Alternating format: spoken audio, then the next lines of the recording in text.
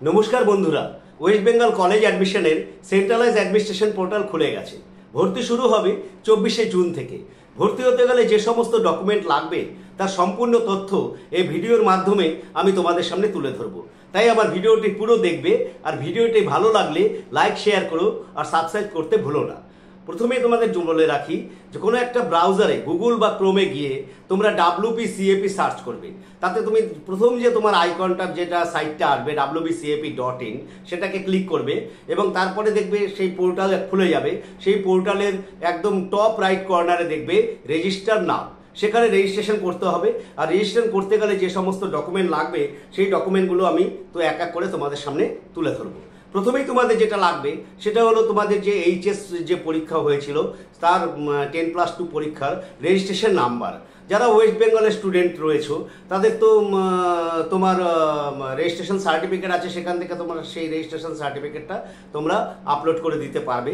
আর যারা ICSC বা CBSC student আছো, যাদের আলাদা করে কোনো রেজিস্ট্রেশন সার্টিফিকেট নেই, তারা অ্যাডমিট কার্ডের রোল নাম্বারের পাশে রেজিস্ট্রেশন নাম্বার আছে, তাহলে তোমরা অ্যাডমিট কার্ডটা তোমরা আপলোড করবে এবং এটা PDF ফরম্যাটে হবে এবং এর সাইজ হতে হবে তোমার 2 MB।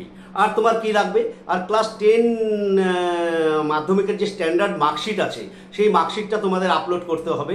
এটাও PDF ফরম্যাটে হবে এবং এর মানে সাইজ হতে হবে 2 MB।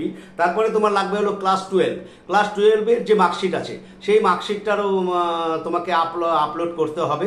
তার সাইজ হতে হবে 2 MB এবং এটা PDF ফরম্যাটে হবে। তারপরে কেউ যদি SC SC OBC এরকম কেউ যদি থেকে থাকো, তাদের যে সার্টিফিকেট যদি কোনো থেকে থাকে সেই সার্টিফিকেটটা তোমরা আপলোড করতে হবে। আর তারপরে যদি তোমাদের PWD সার্টিফিকেট থাকবে, যদি তোমাদের কাছে PWD সার্টিফিকেট থাকে তবে সেই সার্টিফিকেটটাও তোমরা আপলোড করতে পারবে। আর যদি তোমার কি লাগবে, তোমাদের আইডেন্টিটি প্রুফ ডকুমেন্ট লাগবে।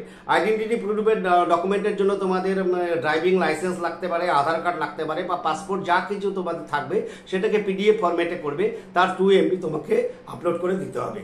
আর তোমার লাগবে বাংলার শিক্ষা ID যদি কিছু থেকে থাকে সেই নাম্বারটাও তোমার এখানে পুট করতে হবে। তোমাকে এজ প্রুফ সার্টিফিকেট দিতে হবে। এজ প্রুফ সার্টিফিকেটের জন্য তোমার যে ক্লাস 10 আছে, ক্লাস 10-এর অ্যাডমিট কার্ড এবং ক্লাস 10-এর যে রেজিস্ট্রেশন সার্টিফিকেট আছে সেই রেজিস্ট্রেশন সার্টিফিকেটের PDF ফরম্যাট 2 MB তোমাকে আপলোড করে দিতে হবে।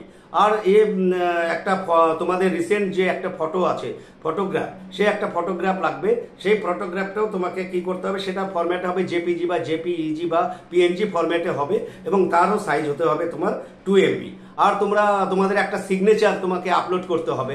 তোমরা কি করবে, একটা সাদা পেপারের মধ্যে তোমার সিগনেচার করে নেবে, সেটা তুমি ছবি তুলবে, মানে JPG PNG বা JPEG ফরম্যাটে করবে এবং তার যে সাইজ হতে হবে সেই সাইজটা হবে তোমার 1 MB। আর তোমার কি লাগবে, তোমার যেটা লাগবে সেটা হলো তোমার ব্যাংক অ্যাকাউন্ট নাম্বার লাগবে আর অবশ্যই তার IFSC কোড লাগবে। যদি তোমাদের ব্যাংক অ্যাকাউন্ট নাম্বার না থেকে থাকে বা কোনো তোমার যদি প্রবলেম হয় তাহলে তোমার গার্জিয়ানের ব্যাংক অ্যাকাউন্ট নাম্বার, তার IFSC কোড তোমার পুট আপ করতে হবে।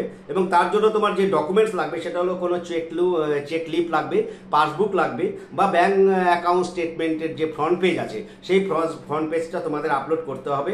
এটা JPEG এবং PNG ফরম্যাটে হবে, এর সাইজ হতে হবে 2 MB। আশা করি তোমরা সমস্ত কিছু বুঝতে পেরেছো যে কোন কোন ডকুমেন্টসগুলো নিয়ে তোমাদের ফর্ম ফিল আপ করতে বলা হয়েছে, সেগুলো দিয়ে তোমরা ফিল আপ করবে। এবং তোমাদের যদি এই যে আপলোড করতে হবে 2 MB, সেটা যদি তোমার যে ডকুমেন্টস রয়েছে সেই ডকুমেন্টটা তোমাকে রিডিউস করতে যদি কোনো সমস্যাও থাকে, আমি এর পরের ভিডিওতে আমার সেটাকে কি করে রিডিউস করা যায়, 2 MB-তে করা যায় ফটোকে, PDF ফরম্যাটকে বা JPEG-কে, সেটার আমি ভিডিও একটা ছাড়বো, তোমরা অবশ্যই সেটা দেখে নিও। আর ভিডিওটি যদি ভালো থাকে তাহলে লাইক করো, কমেন্টস করো আর সাবস্ক্রাইব করতে ভুলো না। নমস্কার।